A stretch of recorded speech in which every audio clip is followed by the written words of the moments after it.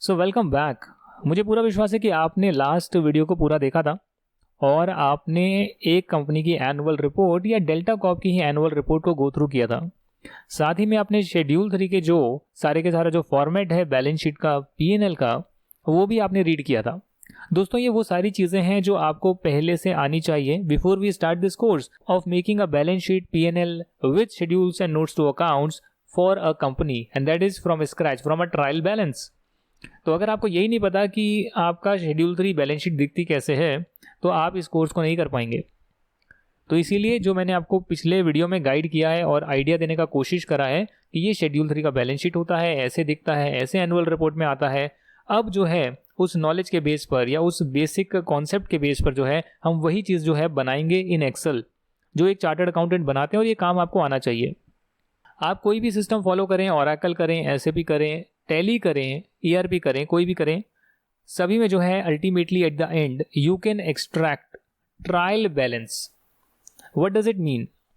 जो भी सारे अकाउंट्स बने हैं, जो भी सारे रिकॉर्डिंग हुई है अलग अलग अकाउंट्स में, खातों में, उन सभी का जो बैलेंस है, उन बैलेंस का टोटल एक पर्टिकुलर पॉइंट में, लेट्स से कि आप 1 अप्रैल से 31 मार्च का देखते हैं पीरियड, तो आप देख रहे हैं 31 मार्च को इन पर्टिकुलर लेजर्स में क्या क्या बैलेंस है, इन पर्टिकुलर अकाउंट्स में, like amalgamation reserve, equity share capital, securities premium account, इनमें क्या क्या बैलेंस है, वो आप जब एक्सट्रैक्ट करते हैं तो उसे हम ट्रायल बैलेंस बोलते हैं।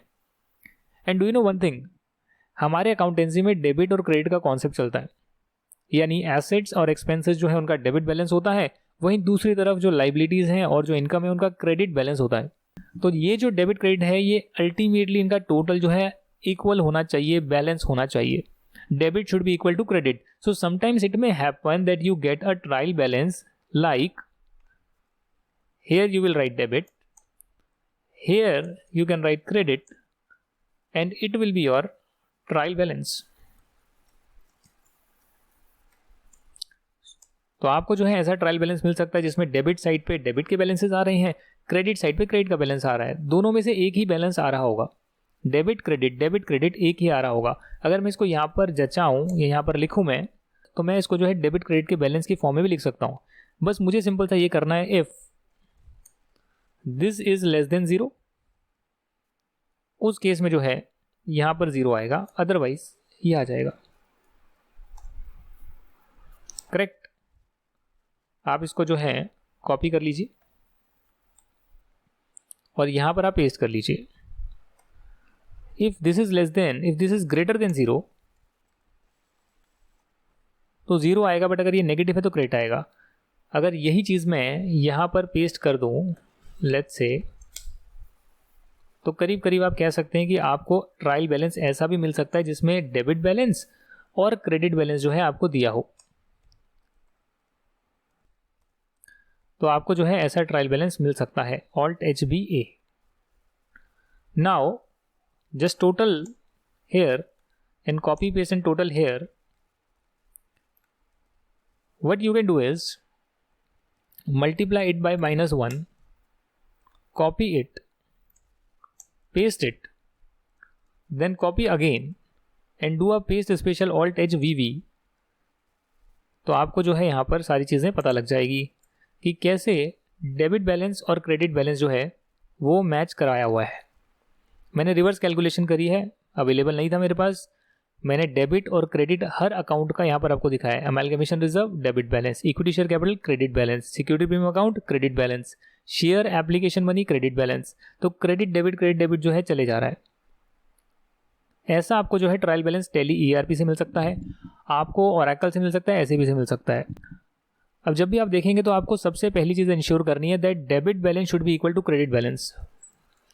अगर डेबिट और क्रेडिट का बैलेंस इक्वल आपको नहीं मिला है, then do not start making a balance sheet, do not start making schedules, notes to accounts, anything, because वो ट्रायल बैलेंस ही मैच नहीं करता और उससे आपकी बैलेंस शीट मैच नहीं बनेगी। तो आपको सबसे पहले इंश्योर करना है कि ट्रायल बैलेंस बिल्कुल करेक्ट हो, बिल्कुल सही हो, उसका डेबिट बैलेंस क्रेडिट से मैच करे, और वो जिस पीरियड का ट्रायल बैलेंस है वो भी आपको इंश्योर करना है कि अगर आप लेट्स से 2021 ईयर का कर रहे हैं तो मार्च 21 का ही आपको ट्रायल बैलेंस मिले, अप्रैल से मार्च का आपको ट्रायल बैलेंस मिले, तो पूरे साल का मिलेगा जिसमें कि पूरे साल के बैलेंसेस आ रहे होंगे, और जो आपके बैलेंस शीट आइटम्स हैं उनका आपका जो है 31 मार्च का एक तरह से कैरिड डाउन बैलेंस आ रहा होगा। तो यहाँ पर आप देख सकते हैं कैसे डेबिट और क्रेडिट का बैलेंस मुझे सभी अकाउंट्स का गिवन है। अगर मैं यहाँ पर अकाउंट्स भी यहाँ पर पेस्ट कर दूँ, let's say copy paste and I hide this all, और मैं इसको हाइड कर दूँ अगर, तो ये आपका आ गया अकाउंट नेम,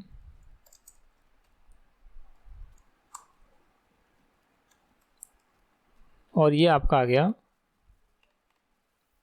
डेबिट बैलेंस और credit balance. So this is your trial balance. You can just go ahead and write here that trial balance 1st April 20 to 31st March 21. You can also write the name of the company if you want. Like you can write here Great Solutions Private Limited. So this is a dummy name, it's not an actual company. Similarly, data is also created dummy because we cannot show the data of a real company. So data really समझ लीजिए बस एक ये fake name create करा हुआ है या जो वैल्यूज है उसको मैनिपुलेट करा हुआ है ताकि कोई भी दिक्कत ना हो। सो ऐसे कर जो है ट्रायल बैलेंस गिवन है। आपको ये बनाने की ज़रूरत नहीं है, मैं ये बता रहा हूँ कि बहुत सारी जगहों पर आपको ऐसा ट्रायल बैलेंस मिलेगा जिसमें डेबिट और क्रेडिट बैलेंस गिवन होगा। यू हैव टू इंश्योर कि डेबिट क्रेडिट के बराबर है और जो सभी हेड्स वगैरह है, अकाउंट नेम वगैरह, वो सभी यहाँ पर आ रहे हैं। मैंने क्या किया, मैं इसको कंट्रोल Z कर लेता हूँ, वापस से पहले की तरह आ जाते हैं। मैंने क्या किया, जब भी डेबिट और क्रेडिट बैलेंस आ रहा है तो मैंने इसको एक ही बैलेंस में लिख लिया, यानी कि मैंने डेबिट माइनस क्रेडिट कर दिया। तो जब आप ऐसे करेंगे डेबिट माइनस क्रेडिट, तो उससे क्या होगा, जो नेगेटिव बैलेंस आ रहा है वो आपके सारे क्रेडिट बैलेंसेस हो जाएंगे और जो पॉजिटिव बैलेंस आ रहा है वो आपका एक तरह से आप कह सकते हो डेबिट बैलेंस हो जाएंगे। तो ये चीज़ करने के बाद यहाँ पर मैंने इसको ड्रैग करने के बाद ये चीज़ जो है यहाँ पर पेस्ट हुई है, copy and here it is pasted. तो पेस्ट हो गया और इसको मैं डिलीट कर देता हूँ। यानी कि ये जो चीज़ गिवन है मुझे ऐसे ही गिवन थी, बट कई बार आपको ऐसे नहीं गिवन होगी, इसलिए मैंने आपको रिवर्स कैलकुलेशन में समझाया कैसे डेबिट क्रेडिट बैलेंस है आप उसको मर्ज कर सकते हैं, डेबिट क्रेडिट को जो है नेट कर सकते हैं, डेबिट माइनस क्रेडिट। तो all the negative balances are credit balances, all the positive balances of a particular account are debit balances. अब जो है प्रोसेस स्टार्ट करने से पहले one thing you have to ensure that the total of this debit credit should be zero, because debit is equal to credit. Now credit जो है वो सब नेगेटिव में आ रहे हैं और जो डेबिट है वो पॉजिटिव में आ रहे हैं, तो दोनों का जो मर्ज करेंगे, टोटल करेंगे, तो वो जीरो होना चाहिए। That means the trial balance is matching, right? That means the trial balance is matching. तो अगर आपने इतनी चीज़ समझ ली है कि कैसे आपको जो है पहले डेटा पर कंट्रोल लाना है, डेटा सही है नहीं वो आपको देखना है और उसके बाद ही आप चीज़ें बिगिन करेंगे। तो जो भी कंपनी होती है दोस्तों वो अलग अलग अकाउंट्स के नाम दे सकती है और वो अकाउंट्स को कौन से हेड में क्लासीफाई किया हुआ है उस सिस्टम के अंदर, ओरेकल में, SAP में, टैली ERP में, उस पर्टिकुलर टैली नेम को या टैली अकाउंट को कौन से हेड में क्लासीफाई किया विद इन दैट सिस्टम, वो यहाँ पर आ रहा है। अगर ये भी गिवन नहीं है ठीक से तो आप इसको अरेंज कर सकते हैं एक्सेल में फॉर्मूलेज वगैरह लगा के, जिसके लिए एक्सेल का आप कोर्स ले सकते हैं, उसमें मैंने सब कुछ सिखाया है। तो जो भी मैंने यहाँ पे ट्रिक प्ले करी वो सब हमने MS एक्सेल के कोर्स में सीखा है, including this particular thing. This is the case study in the Excel course, one of the case study, and I am giving you separately as a course of making a balance sheet from scratch. In a nutshell I just want to tell you कि आपको जो है data इस form में लाना ही होगा किसी भी हालत में, जहाँ पर आपके पास हेड की इन्फॉर्मेशन हो या जो भी अकाउंट नेम है उसकी इन्फॉर्मेशन हो, ट्रायल बैलेंस में जो बैलेंस आ रहा है उसकी इन्फॉर्मेशन हो, positive negative and the total is coming out to be zero. Okay, if you have understood this much, then one thing which I did personally that was not done in the company or in the firm where I was earlier working, after this I have unhidden one of the more column जो कि है P&L और balance sheet. Generally, this column is not at all required. This column is not at all required. But why I am doing it? So that I can ensure that all the items are taken into the schedules, notes to accounts and are forming part of the P&L and balance sheet. And I know कि भैया ये item यहाँ पर जाना चाहिए। तो इसीलिए मैंने क्या किया, एक एक्सरसाइज करी जो कि हम जब क्लाइंट से डेटा लेंगे तो उसमें नहीं दे रखा होगा बैलेंस शीट आइटम या P&L आइटम है, क्लाइंट से इन्फॉर्मेशन में गिवन नहीं होगा। जहाँ पर मैंने ऑडिट का काम किया था वहाँ पर भी हमने ये वाली एक्सरसाइज नहीं करी थी, बट आई प्रेफर इट कि आप जो है हर अकाउंट को क्लासीफाई कर लें, ये बैलेंस शीट आइटम है या पीएनएल आइटम है। Like amalgamation reserve, equity share capital, securities premium account. तो आप इसमें तुक्का लगाने की बजाय क्या कर सकते हैं, आप अपने हिसाब से एक बार कर सकते हैं और क्लाइंट से वेरीफाई करवा सकते हैं कि भैया ये जो सारे अकाउंट्स आ रहे हैं ये बैलेंस कैरी डाउन, ये बैलेंस शीट के आइटम्स है ना।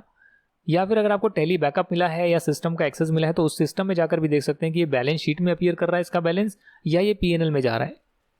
तो वो आपको टाइम लगेगा, बट अगर आप ये काम करते हैं, भले ही 500 लाइन आइटम हो, 1000 लाइन आइटम हो, काफ़ी चीज़ें जो है सिस्टम से निकल जाती है जिसमें सिर्फ आपको कॉपी पेस्ट ही करना है। जैसे मैंने कॉपी पेस्ट ही करा है क्योंकि मुझे पता था जो स्टार्टिंग में बैलेंसेस आ रहे हैं वो सारे बैलेंस शीट आइटम्स है, और जब बैलेंस शीट आइटम सारे खत्म हो गए तो उसके बाद जो है सेल से पीएनएल आइटम स्टार्ट हुए। तो मैंने बस कॉपी पेस्ट कर दिया ड्रैग कर क्योंकि मुझे पैटर्न पता लग गया कि अच्छा ये बैलेंस शीट आइटम है, ये पीएनएल आइटम है।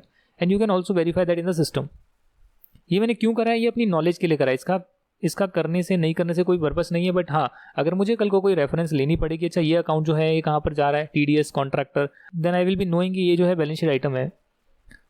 उसके बाद देखूंगा डेल इंडिया कहाँ है, अच्छा डेल इंडिया जो है एक कंपनी है जिससे कोई सर्विसेज ली होगी, सेंट्री क्रेडिटर है, बैलेंस शीट आइटम है। फेडेक्स है, बैलेंस शीट आइटम है। ये क्योंकि बहुत बड़ी कंपनी है इसके लिए मैंने इनके नाम मैनिपुलेट नहीं करे, बाकी सभी के मैंने नाम मैनिपुलेट करे हुए हैं, यानी एक्चुअल नेम्स नहीं है। इसके बाद में एक और चीज़ अनहाइड करने वाला हूं दोस्तों, इसके बाद जो है मैं एक और चीज़ अनहाइड करने वाला हूं और वो है फाइनेंस हेड। जैसे आपने क्लासीफाई करा हर अकाउंट को बैलेंस शीट है या पीएनएल है, जिसकी ज़रूरत नहीं थी बट मैं पर्सनली करता हूं, मुझे उससे ईजी रहता है किसी भी चीज़ पर कंट्रोल लगाने के लिए, तो आप भी ऐसा कर सकते हैं। और जो ऑडिटर्स होते हैं वो जनरली एक काम और करते हैं, वो शेड्यूल 3 के हिसाब से जो फाइनेंस हेड्स हैं, शेड्यूल 3 के हिसाब से जो फाइनेंस के हेड्स हैं, जहाँ जहाँ पर ये आपके नंबर्स जाएंगे, यानी कि ये वाले जो क्रेडिटर्स हैं वो कहाँ पे जाएंगे, ट्रेड पेबल में जाएंगे। तो आपने ट्रेड पेबल लिख दिया, जिस शेड्यूल 3 के नोट्स में जाएंगे आपने उसके हिसाब से भी क्लासीफाई कर दिया कि एम्प्लॉय ड्यूज जो है वो ट्रेड पेबल का पार्ट बनेगा। सेंट्री डेटर में जो ये इस पर्टिकुलर बंदे का बैलेंस आ रहा है ये एडवांस रिसीव फ्रॉम कस्टमर बनेगा। ये जो यहाँ पर प्रोविजन फॉर लीव एनकैशमेंट है, प्रोविजन फॉर लीव एनकैशमेंट का ऐसा हेड बनता है, ऐसी कैटेगरी बनती है जिसमें जाएगा। ये फिक्स एसेट गुड़गांव लिखा हुआ है, कार्ड स्कैनर है, फैन है, ये सारा फिक्स एसेट में जाएगा। तो ऐसे कर जो है आपने क्लासीफाई कर लिया फाइनेंस हेड के अंदर, और ये ऑडिट पर्सपेक्टिव से किया है, शेड्यूल 3 के पर्सपेक्टिव से किया हुआ है। तो इसके बाद नेक्स्ट वीडियो में मैं आपको बताऊंगा कैसे आप पीएनएल का जो है शेड्यूल बना सकते हैं, जो कि अभी बिल्कुल ब्लैंक आ रहा है। नेक्स्ट क्लास में मैं आपको ये पूरा का पूरा शेड्यूल बनाना सिखाऊंगा पीएनएल का, जिसमें रेवेन्यू फ्रॉम ऑपरेशन आएगा, जिसके अंदर परचेज ऑफ स्टॉक आएगा, चेंज इन इन्वेंट्री आएगा, एम्प्लॉय बेनिफिट एक्सपेंस आएगा। तो जो भी शेड्यूल 3 के हिसाब से शेड्यूल्स बनते हैं, जो भी नोट्स टू अकाउंट्स बनते हैं, उसमें जो जो डिटेल्स जाती है जो शेड्यूल 3 में लिखी है, जो हमने फर्स्ट क्लास में डिस्कस करा था, और उसके पीछे बहुत सारी और बातें दे रखी थी, वो सारी चीज़ें ही अब यहाँ पर आपको दिख रही है, बट सिर्फ इस कंपनी की दिख रही है, ग्रेट सॉल्यूशंस प्राइवेट लिमिटेड की। अगर किसी और कंपनी में जाएंगे तो हो सकता है कि उसमें कोई एक और शेड्यूल बन जाए जो शायद यहाँ पर वो चीज़ें नहीं आ रही है, बट मोटा मोटी जो है चीज़ें जो है इसी फॉर्म में चलेगी। अगर कहीं भी कन्फ्यूजन हो या किसी और एंटिटी का आपको करना हो तो डेफिनेटली आप देख सकते हैं भैया इस एंटिटी में तो ये पर्टिकुलर चीज़ें भी आ रही है। जैसे आप पीएनएल देखते हैं ना, तो आप पीएनएल देखते हैं, इसमें रेवेन्यू फ्रॉम ऑपरेशन है, अदर इनकम है, फिर एक्सपेंसेस आ रहे हैं, ये सारा शेड्यूल 3 का फॉर्मेट है। जो चीज़ नहीं आ रही वो हमने हाइड कर दी है, बट अगर आपको लगता है किसी और एंटिटी में कोई और भी चीज़ें हैं, जैसे कंजम्पशन ऑफ रॉ मटेरियल भी है, तो आप जो है उसे भी यहाँ पर डालेंगे, क्योंकि शेड्यूल 3 में तो गिवन है, तो आप यहाँ पर एक लाइन आइटम ऐड कर देंगे और यहाँ पर डाल देंगे कंजम्पशन ऑफ रॉ मटेरियल, और उसका भी एक नोट नंबर डाल देंगे, और उस नोट नंबर को आप यहाँ शेड्यूल में ऐड कर देंगे कि भैया उस नोट का भी जो डिटेल जाती है, जो कि शेड्यूल 3 में बताया हुआ है कि ये डिटेल जाएगी, वैसा आप जो है यहाँ पर कंस्ट्रक्ट कर लेंगे, राइट। जहाँ पर मॉडिफिकेशन होगा मैं आपको एक सैम्पल डेटा पे पूरी चीज़ें सिखाऊंगा A to Z, कैसे आप ट्रायल बैलेंस से पीएनएल के शेड्यूल बना सकते हैं और पीएनएल के शेड्यूल से पीएनएल में दिखा सकते हैं। ये हम नेक्स्ट क्लास में जानेंगे, और उसकी नेक्स्ट क्लास में जानेंगे कैसे आप बैलेंस शीट शेड्यूल और बैलेंस शीट तैयार कर सकते हैं। तो ये सारी चीज़ों के लिए stay tuned and just revise today's class. जो हमने काम किया है, you can also practice the same step so that you get a control over the trial balance on all the items of the trial balance, कि क्या क्या है, क्या क्या है, क्या क्या है, आपको एक एक अकाउंट का पता होना चाहिए, राइट। तो फिर मिलते हैं नेक्स्ट वीडियो में, तब तक के लिए thank you so much. Do share with your friends and also join free study groups on the app. You can join practical training group and you can discuss whatever you want. Even if you want to ask any question from me, you can ask in the practical training group of LearnZup Android application or website. So for rest of the stuff, see you in the next video. Bye bye.